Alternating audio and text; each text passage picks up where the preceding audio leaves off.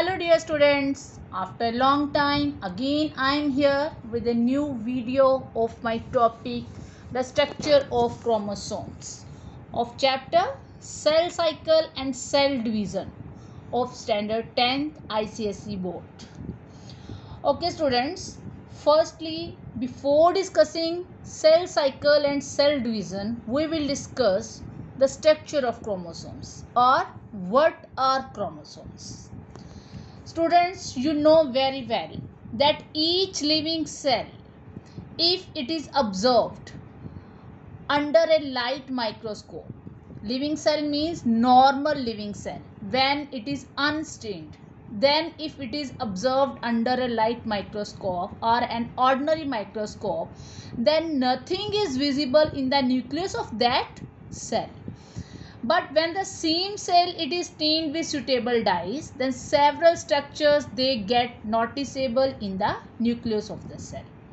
And one of these structures, it is the chromosomes. So the nucleus, it contains most of the cell's DNA. Means the DNA of the cell, it is organized into discrete units, and these units they are called chromosomes. So as I have told you earlier that chromosomes, they are the colored units. It means chromosome, it is formed of two words. One is known as the chroma and other is known as the soma. Chroma means colored and soma means body. So chromosomes, they are the colored bodies which are present inside the nucleus of the cell. Now, if we discuss the structure of a chromosome, then you will come to know that each chromosome, it contains one long DNA molecule, and this DNA molecule, it is again associated with so many protein molecules. So this complex of DNA molecule along with proteins, it is called the chromatin.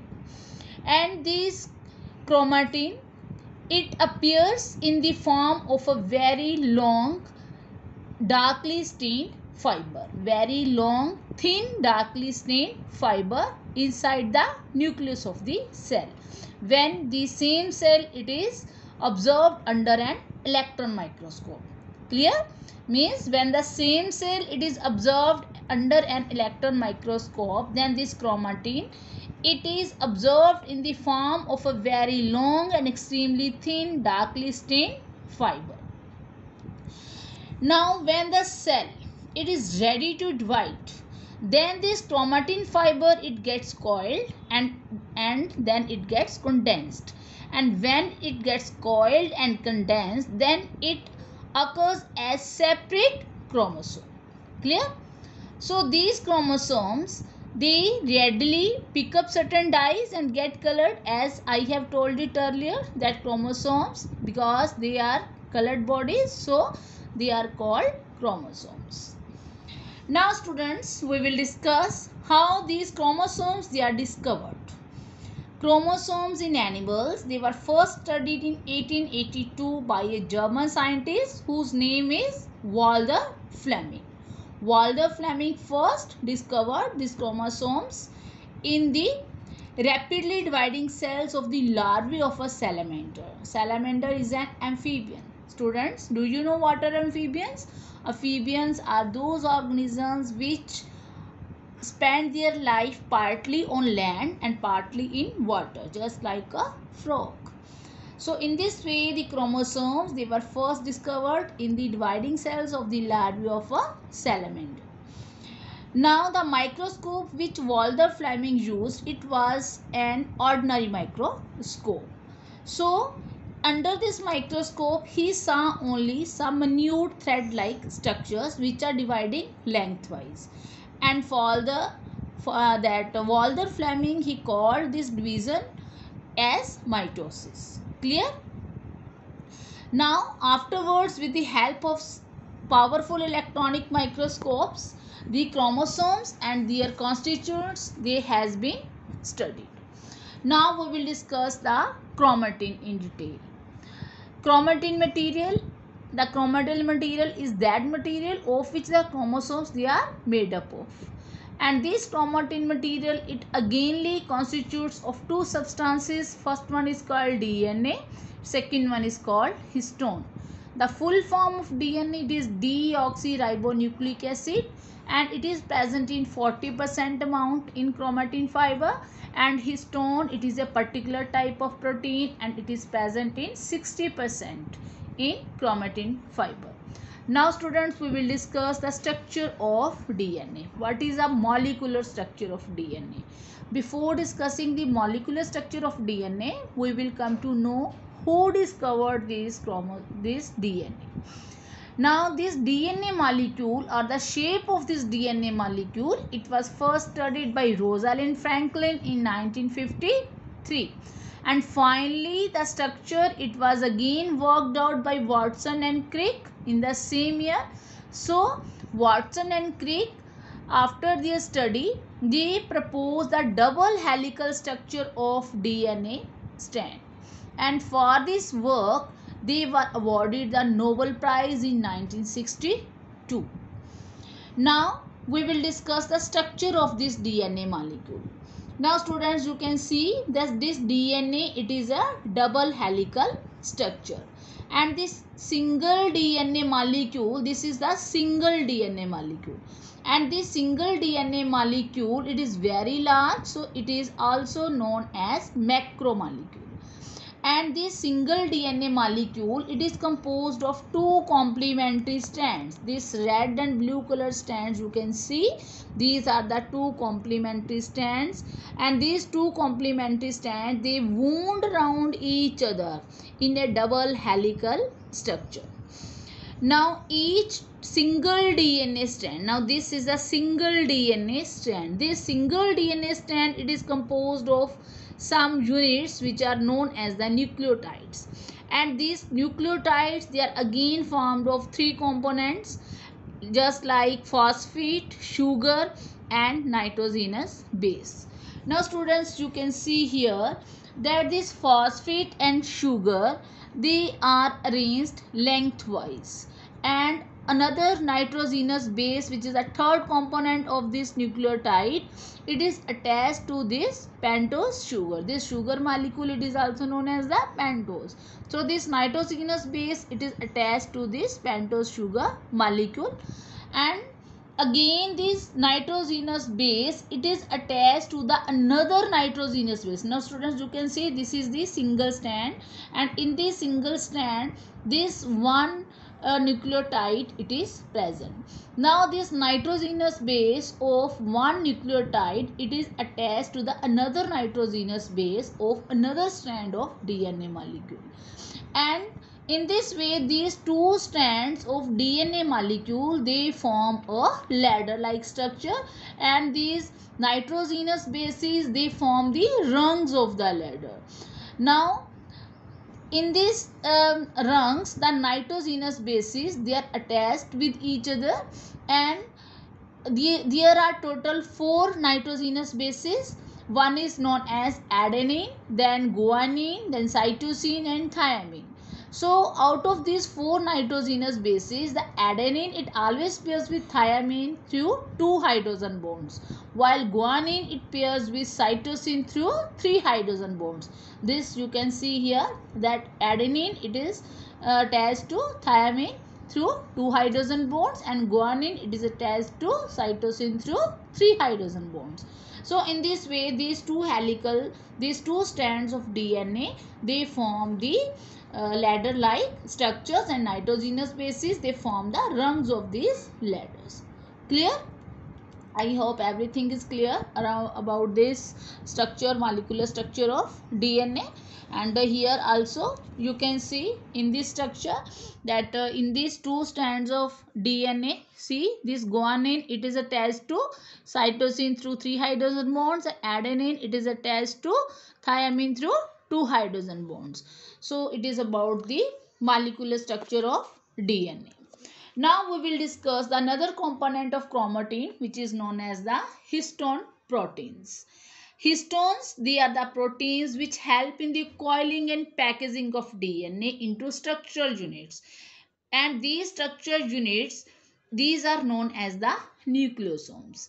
It means each nucleosome, it is having two components again. One is DNA and another is called histone proteins. So in one nucleosome, the DNA strand, it winds around a core of 8 histone proteins, and this core of 8 histone proteins, it is also known as a histone octamer. Clear? So each such complex in which DNA strand, it is wound around a core of 8 histone proteins, it is called nucleosome. Now an individual nucleosome, if we discuss the structure of an individual nucleosome, then we can see that in this structure a football like structure, it is present here, around which a long rope of 8 histone molecules, 8 histone proteins, it is present. Clear? Now student, this point, this it is to be remembered that a single human chromosome, it may have about a million nucleosomes, and each nucleosome, it consists of a core of 8 histone proteins along with one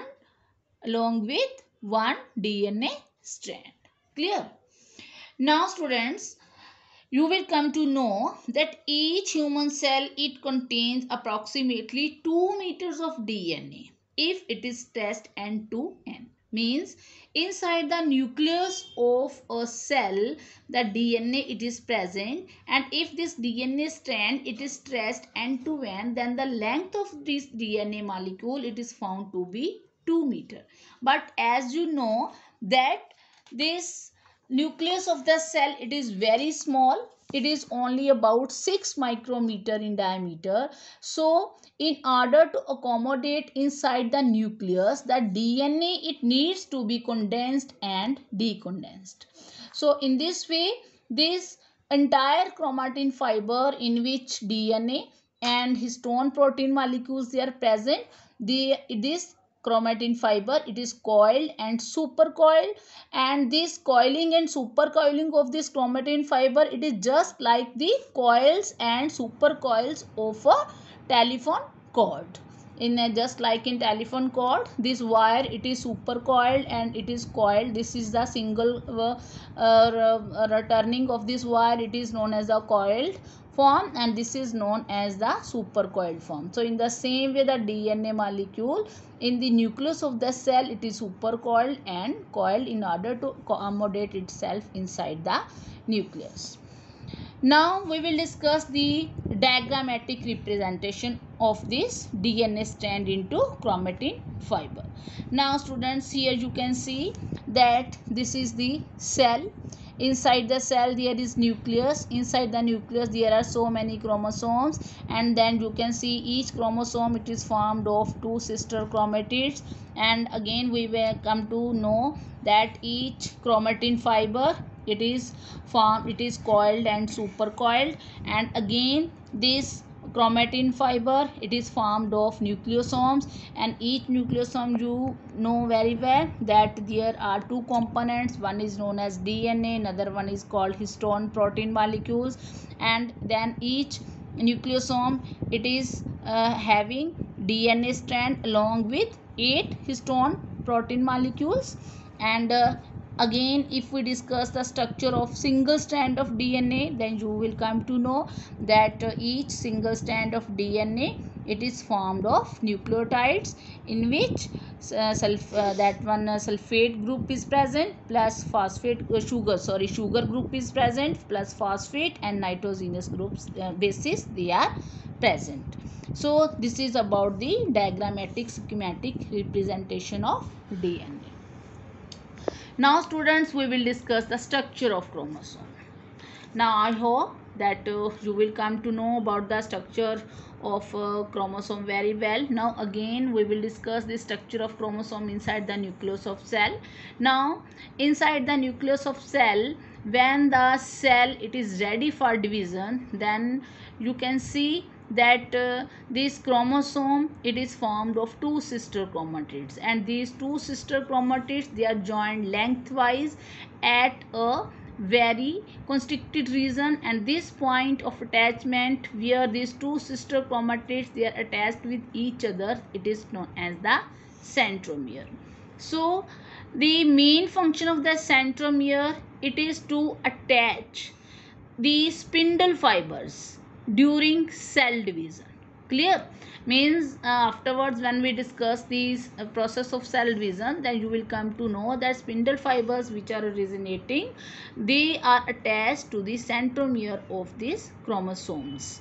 And when these spindle fibers, when they are attached to the centromere of the chromosomes, and during the cell division, when they get constricted, when the spindle fibers they get shortened, then they pull both these sister chromatids towards the opposite poles. Means one sister chromatid towards this side, another sister chromatid towards this side. So in this way the two sister chromatids they get separated from each other and they get arranged in the newly formed daughter cells. Clear?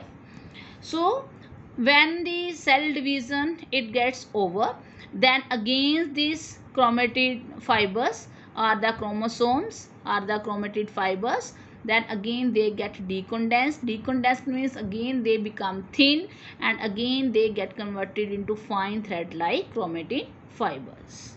Clear? So students, this point it is to be noted that as many chromatin fibers are present inside the nucleus, the same number of chromosomes they will appear during cell division. Clear? Again I am telling you that as many chromatin fibers they are present in the nucleus, the same number of chromosomes they appear during cell division. So it is about the structure of chromosomes. Now one more important term we will discuss today, that what are genes. Now students, firstly I will tell you that genes they are the units of heredity. Heredity means these genes they are responsible for the transferring the characters from parents to offspring. Clear? So genes they are specific sequence of nucleotides on a chromosome that encode particular proteins, and these proteins they are expressed in the form of some particular feature of the body. So it is about the genes. So it means genes they are formed of nucleotides. They are the specific sequence of nucleotides which are present on a chromosome. So students, it is about today's lecture. In our next video we will discuss the new topic, that is need for new cells and the process of cell cycles. So until that, stay safe, stay happy. Bye bye.